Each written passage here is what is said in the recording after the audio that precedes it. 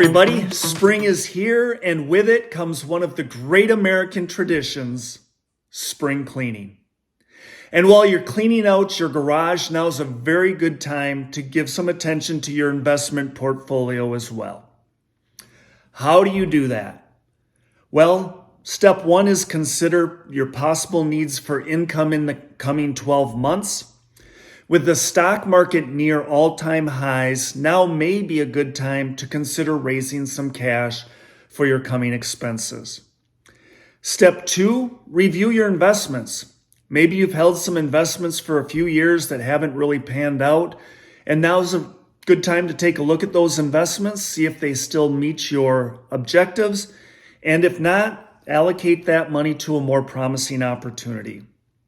Few other quick ideas. You could rebalance your portfolio. It's a good idea to do that occasionally.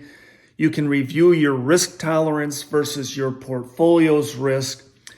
And our team is here to help. If any of this resonates with you and you'd like to talk to a professional, give us a call and we'll schedule a time to meet.